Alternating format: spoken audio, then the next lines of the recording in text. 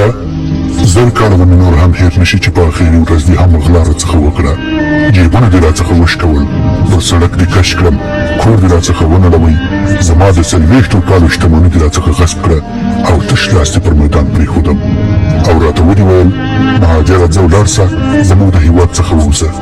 کله چې زه خپل د هېواد پولې ته نږدې شوم، لږ مې د سکون احساس وکړ. د وطن هوا راباندې د شبنم په څېر ولګېده. د خپلو هېوادوالو اوازونه مې تر غوږ شوه. خپل کور ته په خیر راسئ، خپله ګوله در سره شریکوو، خپل کور مو دی، راځئ راځئ. ستا بېرته راباندې پېرزو نه شوه او دروازه دې راباندې بنده کړه. خپل کور ته دې په پیسو پرېښودم.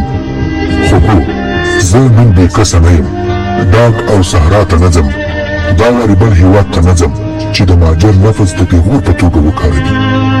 دا ځل به په سړک زما څخه څوک پوښتنه نه کوي چې مهاجر کاک دې کاو. دا ځل به حرامخور پولیس زما ماشومان جیلونو ته نه بیایي.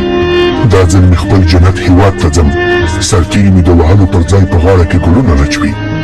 حکومتي موټرې مې د جیل پر ځای تر خپل کوره رسوي.